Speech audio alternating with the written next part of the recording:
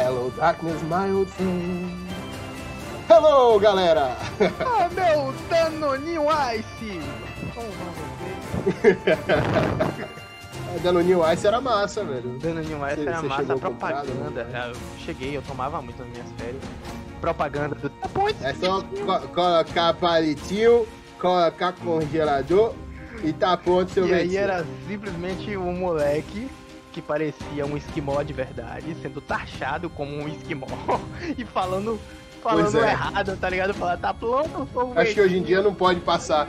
Esse tipo de coisa mais na televisão, não, porque. Tipo, a galera ia problematizar, né? Tipo, nossa, só porque o moleque é japonês ele não pode comer um churrasco com picanha? Não, é um esquimó. Verdade. Não, daqui a pouco eu ia pedir um pastel de flango, mas tudo bem. Oh, mano. Pastel de flango, pastel de carne. Pequenos companheiros de podcast, estamos aqui novamente. Iniciando o vídeo com durante a quarentena. Como sempre, o vídeo é o áudio. Como sempre, já é nossa marca registrada, começar com coisa nada a ver. Exatamente. Isso aqui é uma conversa descontraída. Eu me orgulho disso. E no episódio de hoje nós vamos falar de livros que amamos. Ai, então, nós só vamos falar aqui pra vocês dos livros que a gente gosta. É isso. É bem autoexplicativo, né? Livros que amamos. O tema do podcast é sobre fazer lasanha. Não! Com certeza. A gente não acha lasanha seria da hora. É uma boa a gente fazer um podcast disso. Eu não acho que a audiência não entendeu, mas assim, a gente precisa meio que complementar, porque esse é o papel, né, do participante principal, é explicar de novo, tipo. Entendeu? Mas assim, no geral, vocês podem entender que o título dos podcasts, eles são bem, né, simples, né? Tipo, ouça Red Hot autoexplicativo. Autoexplicativo. Não, o título ouça, para o próximo episódio aí tem coisa boa. Tem coisa boa. Como o primeiro teve, o segundo também, a gente tem uma qualidade assim, excepcional para escolher. A gente vai tentar aí de cada 5 em 5 episódios lançar um ouça. O nosso primeiro quadro consolidado. Mas vamos lá, vamos falar de livros que amamos. É interessante porque ao longo da nossa vida, você sempre tem aquele livro marcante, no mínimo um, se você não tem o costume de ler. Então a ideia da gente é compartilhar com vocês os nossos gostos e também, quem sabe para você que ainda é acanhado com leitura de livros, né? Você conhecer um universo um pouco mais expansivo de histórias. E já vou adiantando aqui que a gente não... Apesar da gente ter um gosto muito semelhante, a gente provavelmente vai ter livros aqui que vocês vão pensar, tipo, nossa, vocês bem assim, ou então em livros eu vou olhar pro meu colega diferente, né? É isso, eu vou falar, poxa, você leu isso aí? Diferencia bastante. Muito bem, Augusto Coelho. Eu quero começar com uma coisa já...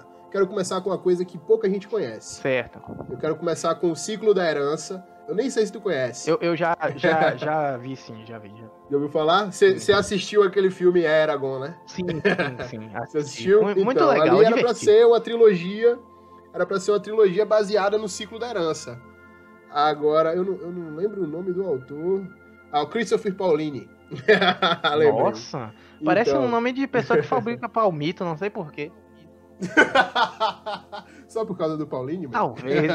Eu não sei explicar como E os livros, e são 4 livros, que eu me lembro aqui, são 4 livros. Sim. É o Eragon, o Eldest, Brisingr e o Herança, que seria o final. Que conta a história de um mundo assim, tipo Game of Thrones, ou tipo Senhor dos Anéis, é um mundo de fantasia, aquele velho mundo de RPG, que a gente já tá acostumado. E tipo, o personagem, ele ganha um dragão. Tipo, essa é a história principal. Ele ganha um dragão. Não vamos esquecer nunca daquele episódio do Rick e Morty que o Morty ganhou um dragão. Porque aquele episódio, eu acho que pra mim é o pior da série.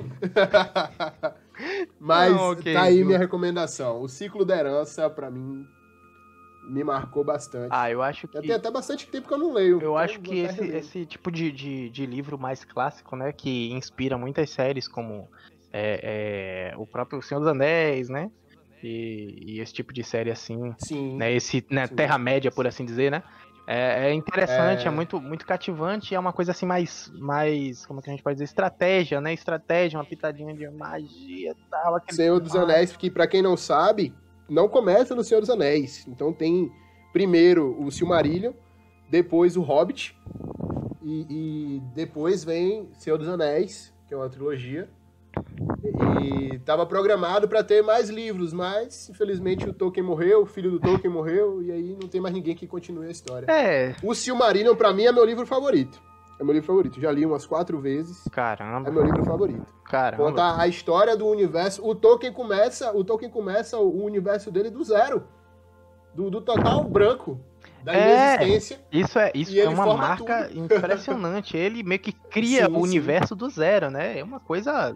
Ele cria tudo absurda. Ficou maravilhoso. É lindo. Sim, poético a forma que ele cria fala. Do zero até o desenvolvimento de um universo complexo, com personagens complexos, e é muito bem pensado. Isso. Agora, falando disso, de universo já estabelecido, eu sou um grande fã, assim como você, nós somos grandes fãs da franquia Star Wars em geral, e eu não podia deixar de citar a trilogia Thor, que é os livros. Uma série de 3 livros que continua a história de Luke Skywalker, Leia e Han Solo, né? Antes da última sequência de filmes que foi pro cinema, né? Antes da última trilogia atual. E ela é escrita por Timothy Zahn. Tá sendo chamada de sequels, né? Isso. Timothy Zahn, ele fez um vilão aqui muito interessante, que é o grande almirante Thor, que é muito estratégico, e ele é uma ameaça que você, ao longo dos livros, você percebe que realmente o cara, ele é muito bom, porque no universo Star Wars, ou você se garante na base do seu treinamento Jedi ou Sith, ou é na base da sua esperteza militar. Então aqui... Da sua esperteza militar, política, da forma que você... Da sua liderança, no caso. Exatamente. E o grande almirante Thor, ele é um personagem muito bom e muito bem desenvolvido justamente por isso. Ele é um grande líder, ele é um grande estrategista. E assim, ele tira cartas da manga de uma forma espetacular. Sim. O cara tá jogando xadrez no tabuleiro de Star Wars, assim. Ele é um grande estrategista, talvez um dos melhores. Isso, e engraçado é que sim, ele tem o costume de jogar jogos de tabuleiro semelhantes ao xadrez, e que ele pensa nos planos dele nessa questão. É muito legal esse personagem, e assim, eu arrisco dizer que depois de um tempo sem ler alguma coisa que me chamasse a atenção, assim, desenvolvido de universos já estabelecidos, né, essa trilogia me fez voltar a sentir aquele coração quentinho quando eu li alguma coisa de Star Wars. Sim, de voltar pro universo de George Lucas e tudo mais. A Galaxy Far, Far Away, dá um quentinho no coração. Muito bom. E eu recomendo essa trilogia, que é maravilhosa. Agora, só um adendo aqui para vocês, queridos ouvintes, é que a gente não sempre vai citar séries, a gente vai citar alguns livros únicos também. Que a gente gosta mesmo. Independente. Esse episódio vem do coração. Vem do coração, entendeu? A gente tem uma sensibilidade literária com coisas marcantes muito fofa. Ai, amei essa frase. Eu li Kenobi há um tempo atrás e eu achei um western espacial maravilhoso, cara. Pra mim, Kenobi é uma das grandes obras de Star Wars.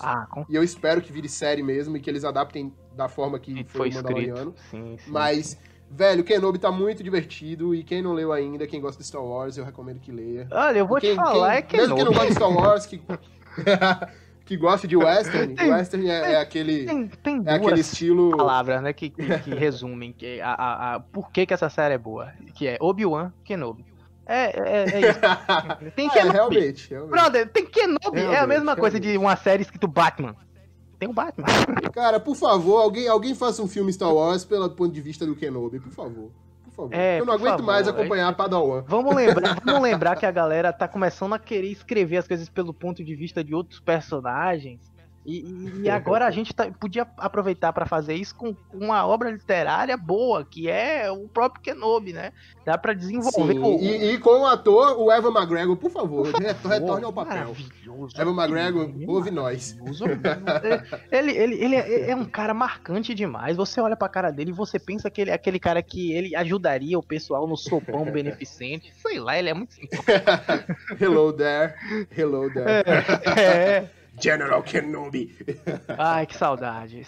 Inclusive, vou reassistir, menos a última trilogia. A última trilogia, não. Vamos lá, seguindo aí, meu querido. Não é que eu não gostei, mas, tipo, o meu filme favorito ainda é Rogue One. Ainda é Rogue One, meu filme favorito. Rogue One, não, mas... Mas esse episódio não é sobre Star Wars. Não então conta. Vamos continuar. Eu vou falar do meu autor preferido. Fora o meu livro preferido, que é do Tolkien, é o Silmarillion.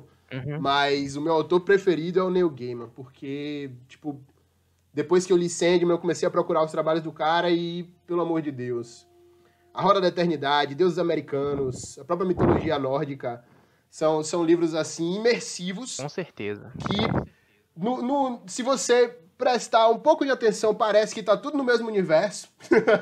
Isso é parece muito que tá verdade. tudo centrado na mesma ideia. Isso é muito verdade. Isso é incrível, assim.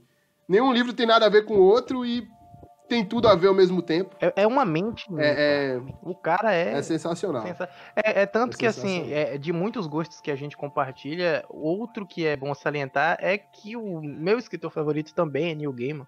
E é justamente por essa capacidade dele de imergir a gente na história, que é sempre muito complexa, é muito detalhada e profunda. Ele dá a gente, assim, um espaço para imaginar que outros autores não dão.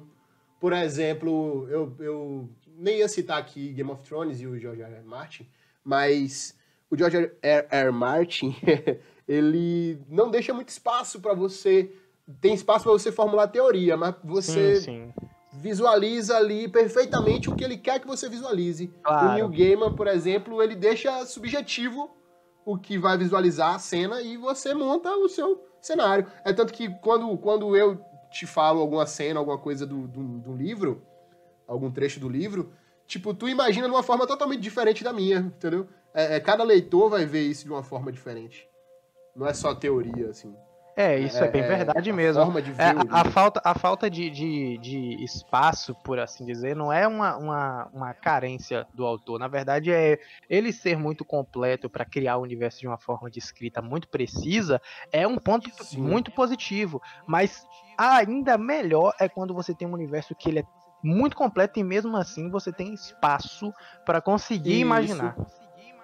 Exatamente. Eu gosto da série Game of Thrones e já li alguns outros livros do George R. R. Martin, mas, sinceramente, meus favoritos são do Neil Gaiman. Me toca mais. E tem um apelo emocional mais grandioso, assim, por assim dizer também. Eu crio mais apego pelos personagens do Neil Gaiman do que dos personagens do George, porque do George eu já sei que vai morrer. Então, exato. Não dá pra criar muito apego. É isso. Eu não li Game of Thrones inteiro. Eu só li o primeiro e o segundo livro, mas pelo que eu pude ver dos dois, é isso aí. Com toda assim, pra mim, se eu puder pontuar um livro favorito hoje, eu, sem dúvida nenhuma, apontaria o Neil Gaiman, porque eu me lembro de muitos livros.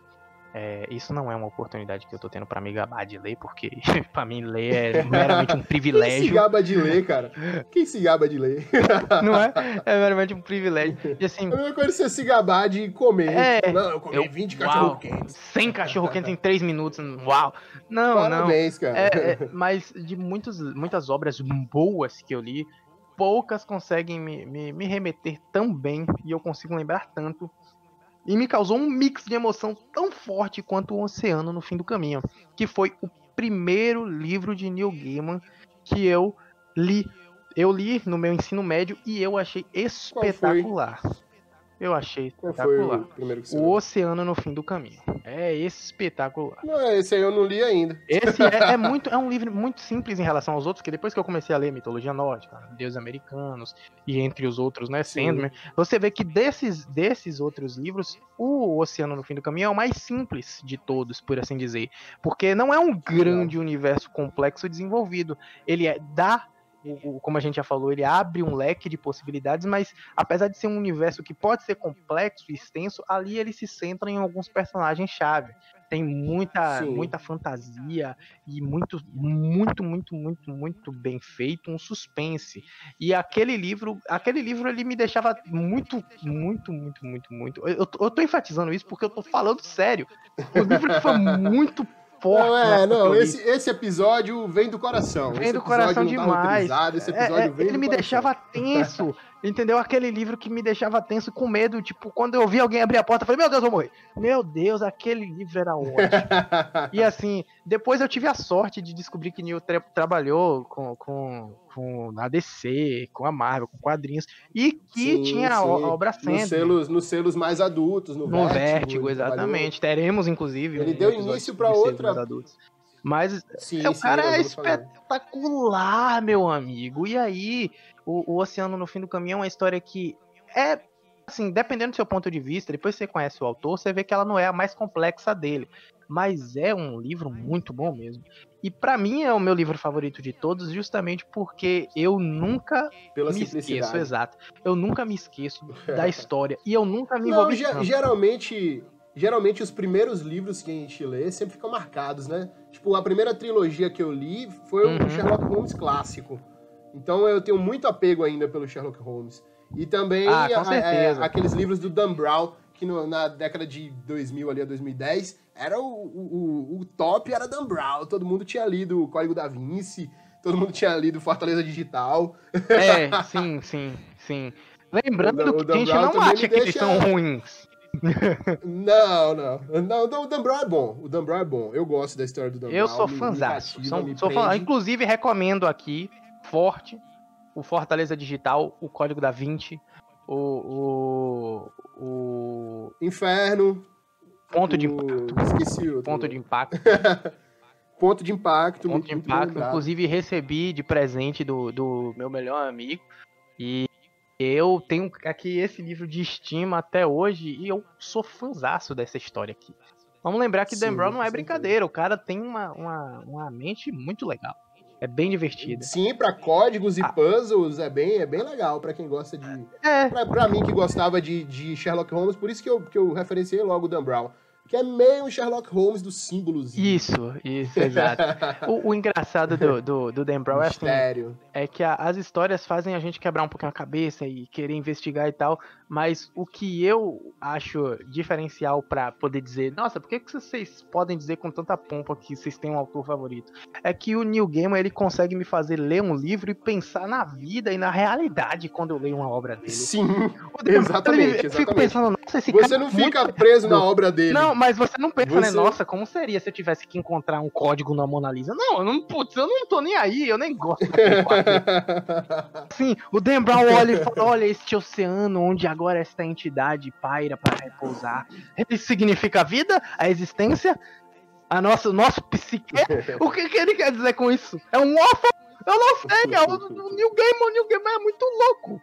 Sabe, eu queria dizer que eu também não sei o que o Neil Gaiman quer dizer, mas, tipo, eu sempre trago muita bagagem do Neil Gaiman, assim, pra minha vida. E fico muito pensativo por dias e triste quando o livro acaba, então, sim, pra mim é meu favorito por isso. Cuidado ao ler Neil Gaiman, porque pode fazer você se contestar de coisas que você talvez não esteja preparado, entendeu? Contestar a sua própria realidade, assim. Meu brother, é tipo uma Matrix de uma forma ainda piorada, tá ligado?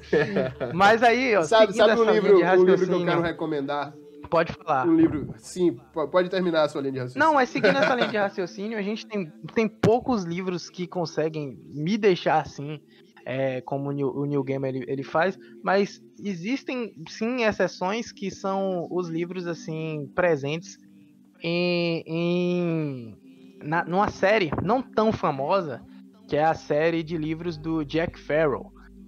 Eu tenho uma história um pouco mais apegada a esses livros que eu li quando eu era mais adolescente e tudo mais. E a série de Jack Farrell era uma série... A Bússola de Ouro? A Jack Farrell é uma série que é muito semelhante à Bússola de Ouro. Certo. Porque é uma série que ela ensina a gente umas coisas de história, meio que o autor, ele tenta inserir alguns fatos de história, mas coloca muita mitologia, muita coisa de Cavaleiros Templários.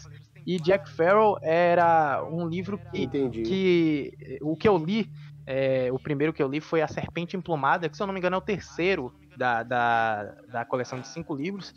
E assim, são Cavaleiros Templários, mas nos dias um pouco mais atuais. em uma escola de cavaleiros templários que passam por aventuras que sempre transitam entre mitologia e a história real. E isso foi interessante, foi como eu aprendi muitos fatos históricos com Jack Farrell. Entendi. E também me apeguei mais à história.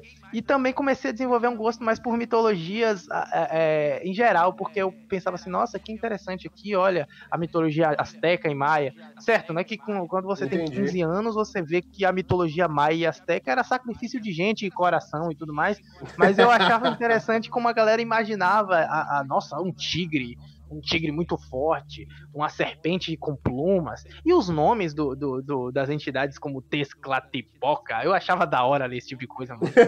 Mano, eu achava muito da hora, eu sempre parava 3 segundinhos assim pra ler de novo, ver se eu tava acertando. Como? Eu não conheço, fica aí a recomendação. Recomendação pra todo mundo que gosta de uma coisinha meio real, meio fantasia. Mas tu citando aí, me lembrou muito Percy Jackson. Lembra muito mesmo. Percy Jackson. Me lembrou Harry Potter. Harry Potter eu li por influência, eu não gostava muito. Parecido. Muito mas parecido. Aí no Enigma do Príncipe eu me apaixonei pela obra e fiquei louco quando... Eu ainda li, porque eu sou um leitor muito velho. Eu ainda li quando estavam lançando os livros, então eu ficava esperando lançar e chegar no Brasil e ter a versão traduzida, porque eu não li em inglês ainda. E ler um livro de ficção em inglês é muito ruim, cara. Claro, eu já li livro técnico, mas ler livro pra consumo, assim, eu não consigo ainda ler em inglês. São muito bons. Mas eu quero recomendar um aqui, já tá no finalzinho do episódio, a gente não se alongar muito. Eu quero recomendar 2 coisas que, tipo, eram coisas que eu nunca leria, mas eu li e gostei. Ok. Vamos analisar tem a seleção, isso. Tem a seleção, que todo mundo fala que é livro pra mulher, mas, tipo, eu gostei bastante. Gostei mesmo. Olha aí, e também gostei. Temos nosso primeiro ponto de destaque. Olha aí, ó. Quem diria que a gente ia recomendar a seleção? Quem diria? Tá vendo? Ninguém a diria. seleção, Quem conhece a gente não diria bastante. isso. Acho que era Keira Class, o nome da autora, alguma coisa assim. Mas eu gostei bastante. Eu li bem rápido também. Mas... E outro que é do Neil deGrasse Tyson, que pelo título eu já me apaixonei, que é Astrofísica para Apressados. Parece um livro difícil de física, e é um pouco complicado até, mas para quem gosta de multiverso, física quântica, mecânica quântica, e ele dá uma pincelada bem grande assim. Eu adorava aquela série do Carl Sagan, e o Neil deGrasse Tyson até regravou essa série, e ele baseou nesse livro. Ele também era fã do Carl Sagan, e acho que hoje ele senta na mesma cadeira do Carl Sagan lá em Harvard. Cara, é um livro muito bom, fica aí minha recomendação, Astrofísica para Apressados. Inclusive, ótima recomendação, eu gostei muito desse livro também, é muito, muito bom mesmo. Eu achei bem interessante e dinâmico. É um pouquinho complicado de fato, né? Não tem como. Quem nunca estudou física vai ficar um pouco perdido, mas fica aí pra quem gosta da matéria. Ou não, ainda é astrofísica. Tem mais alguma recomendação pra gente dar? É interessante destacar uma coisa aqui que talvez essa seja a recomendação que menos fosse provável para alguém como eu, com gosto mais para autores que vão para mitologias e tal. Mas tenho 2 últimas recomendações pessoais minhas aqui. Principalmente nesse momento de quarentena, leiam essas nossas recomendações. Se vocês tiverem a oportunidade, deem uma pesquisada. Se você é aquela pessoa que curte fazer uma coleção física, com certeza você vai encontrar alguns sites com algumas promoções boas. Vou destacar aqui 2, um romance policial hoje, muito bom, que é O Jardim de Ossos. É um suspense. Sim, muito bom. Muito bem feito. Muito legal. Aquele livro é bem completo. Tem aquela montanha-russa de coisas que a gente pode adicionar, né? Tem um pouco de história também ali, tem uns fatos interessantes sobre a história da medicina, mas claro, eu não tô falando de um Grey's Anatomy, eu tô falando de uma coisa boa, Eu tô falando de uma coisa realmente que vale a pena você consumir. A galera que gosta de Grey's Anatomy vai acabar comigo. Eu tô conseguindo o ódio dos veganos, dos fãs de Grey's Anatomy. É isso aí, todo mundo me odiando. Não, nós vamos ter um episódio aqui só pra falar mal de Grey's Anatomy, tá? Vale a pena. A minha última recomendação pessoal aqui vai pra um livro de ninguém mais, ninguém menos que John Green. E não é A Culpa das Estrelas. Porque este eu não suporto. Sim, A Culpa das Estrelas é bem ruim. Este eu não suporto. A Culpa das Estrelas é bem ruim. É bem ruim, na minha não faz o meu estilo. Não faz o meu estilo. Mas eu recomendo muito Quem é Você, Alaska? Que é um livro muito... Assim, ele... você me falou desse livro. Inclusive se tornou uma série, né? E é assim, ela está avaliada no momento pela crítica com 5 estrelas. Então assim, ruim não é. Eu já assisti, chorei. Eu sou um cara chorão. Eu queria que a audiência soubesse disso, entendeu? Então não sintam vergonha, chorem mesmo. Eu sou um cara chorão. Não precisa revelar segredos. Não, eu não tenho segredo. Ninguém consegue se enganar com a minha voz de chorão. Mas aí é importante salientar que é um livro que tem sim uma questão de contestar alguns fatos da vida. Isso aí. Nunca pensei que ia sair aqui John Green. John Green, ele consegue me fazer pensar sobre algumas questões interessantes. O livro, ele se resume em 2 pontos-chave, que é o que é o grande talvez e como sair do labirinto do sofrimento. Questões interessantíssimas, né? Fica aí minha recomendação. Que vamos tratar até no próximo episódio aí, um episódio futuro, nós vamos tratar aqui de problemas, né? Psicossomáticos. Estamos aprofundando para temas um pouco mais sérios também, gente, acreditem. E eu tenho aqui no finalzinho do episódio, primeiro eu quero te fazer uma pergunta, mas antes... primeiro não. Antes de te fazer uma pergunta, eu vou deixar aqui que nós temos 100 ouvintes. Olha! Já passou de 100 desde ontem. A gente vai agradecendo, inclusive. A gente tá bem feliz aqui muito de vocês feliz. Acompanharem, tá? A gente tá tentando trazer um conteúdozinho assim diferente. Vamos a ideia da gente é conseguir trazer um pouquinho de diversão, né? A mesma diversão que a gente sente em falar sobre esses assuntos. Principalmente para nós, tá? Principalmente para nós. Exatamente. A quarentena nos afetou bastante. Agora a pergunta. Me diga aí pro final do episódio o livro que mudou sua vida. Livro que mudou minha vida. Puxa vida. Pra começar, eu vou dizer logo o meu. O livro que mudou minha vida foi Os Segredos da Mente Milionária, do T. Harv Eker. E, me fez repensar muita coisa, assim. E aí, se tu tiver um livro que mudou a tua vida, ou se ainda tiver à procura, pode falar. Não, eu gosto do livro...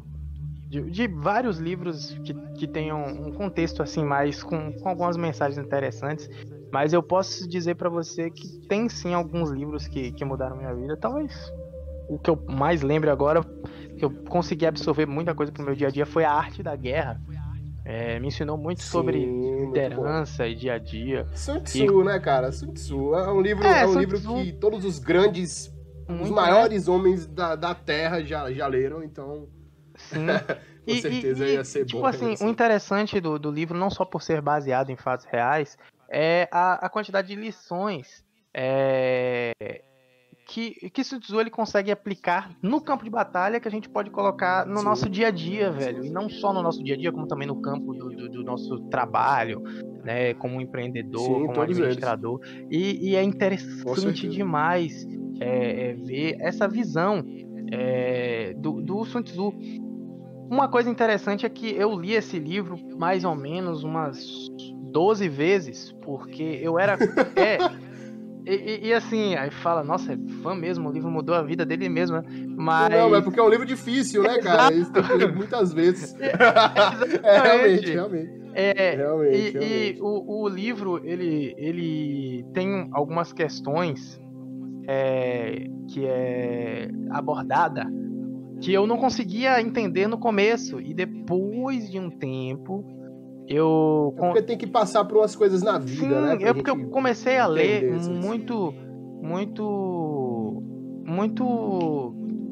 precisava um pouco mais de experiência de vida. né? Entendi. Eu precisava porque eu comecei a ler muito novo. Eu tinha mais ou menos 15 anos quando eu li esse livro pela primeira vez, e com 16 eu li mais umas 2 vezes, novo. com 17 eu li de novo, Eu já li por agora, já li mais velho. Sim. Até... Mas a recomendação é que se lê esse livro todo ano, né? Sim. E hoje eu consigo... Inclusive, esse ano eu li novamente, ano passado também. Eu consigo extrair sempre coisas novas. Eu gostaria de recomendar pessoalmente, que se fizesse o uso aos poucos, que se as pessoas elas começassem a entender a importância da leitura ativa. Porque é importante você ler e você tentar anotar aquela parte que você achou interessante, pesquisar um pouco mais, discorrer, meditar um pouco sobre ela, porque a gente consegue colocar o patamar de aproveitamento da leitura muito maior do que só passar os olhos pela página. Sim. Né? Principalmente esses livros que nos ajudam em metodologias, né? Livros metodológicos. Porque eu não digo autoajuda, mas livros metodológicos. Não. Porque, Sim, mas... por exemplo, tem um autor que eu gosto muito, é o Taleb. Tem ele livros fala que não são dessa coisa, né, de autoajuda. Mas... Não é bem uma autoajuda. Mas eles têm uns conselhos bons pra vida. Então, assim, eu... Peguei de surpresa, hein? Peguei de surpresa. O episódio não tava... Sim. Agora, assim, pra descontrair, eu queria só deixar um adendo. Foi um dos primeiros livros que eu li. Foi... dois adendos só. Eu sempre tô colocando mais que um.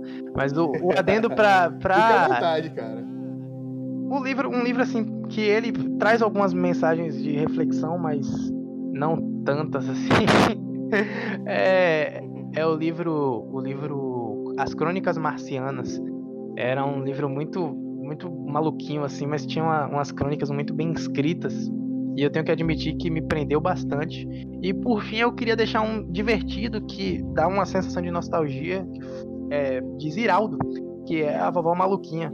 Sim, o Ziraldo é muito bom. Ziraldo é um cara muito legal, porque aquele livro ele tem uma história muito da hora, a personagem é muito legal. Hoje nós citamos aqui muitos livros, acho que todos, livros em inglês, né?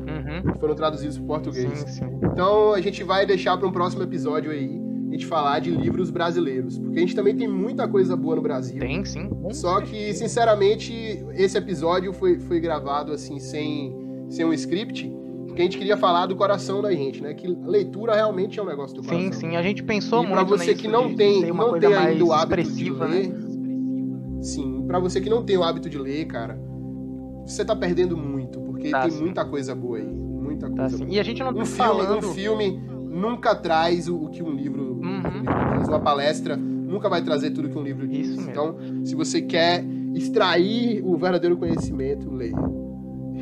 Exatamente. Todo episódio tá tendo uma mensagenzinha. A gente não tá falando por qualquer coisa, não. Isso é muito verdade. Eu acredito que leitura ela tem a capacidade incrível de transformar o nosso dia de formas inimagináveis, como, por exemplo, fazer a gente passar o dia ansioso pra putz, o que vai acontecer com aquele personagem. Ou então ficar muito triste porque acabou. Não sei se já aconteceu contigo, ler um livro num dia. Sim, já. Se você não conseguir parar, você consome a parada assim. E tipo, em 5 horas você terminou, em 4 horas você terminou. Uma tarde, uma noite. Tem livros muito gostosos, assim, pra se ler. Então, galera, fechamos aqui o episódio. Espero que vocês gostem. Isso aqui foi um episódio gravado do coração. E falamos sobre os livros que nós amamos. E cultivem o hábito da leitura, galera. Cultivem. Meus queridos Danoninho Ice, vocês não sabem o quanto isso melhora, o quanto isso nos completa. A gente espera que, assim, pelo menos você pegue agora aquele seu livrinho de 13, 14, 15 páginas, basiquinho, de receita, e dê uma chance pra ele. Cara. Leia o que você quiser. A minha recomendação é essa. Leia o que você quiser. Leia uma matéria do UOL. Leia uma não, cara do UOL, não. Não, é porque eu queria começar do inútil, entendeu? A gente fala muito sobre quadrinhos e tudo mais, porque são legais. Mas se você tem um pouco mais de dificuldade para engrenar a leitura, leitura, ou então acha que o quadrinho ainda é muito infantil para sua concepção, a gente respeita, sabe que você tá errado, mas a gente respeita. E assim, a gente recomenda muito que você comece aos poucos, ou se você é aquele e pra quem começa precisa muito.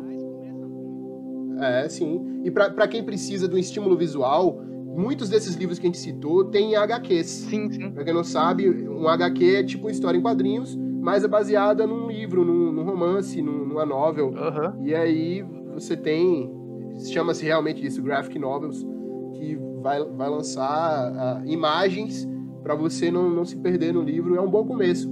É um bom começo. E não se compre. E ficamos por aqui, galera. Enjoy! É isso aí. E até o próximo episódio. A gente agradece aí mais uma vez os ouvintes. A gente espera que possamos continuar contando com a audiência de vocês, dos seus parentes, das gerações futuras, das gerações passadas. Viagem no tempo, não quero saber. E a gente se vê no próximo episódio. E aos poucos a gente vai aí procurando abordar uns temas um tanto quanto mais surpreendentes. O próximo é um ouça, hein? O próximo é um ouça de música brasileira. É isso aí. A melhor possível. A melhor possível mesmo. Dá até uma empolgada. Valeu, galera. Tchau. Tchau.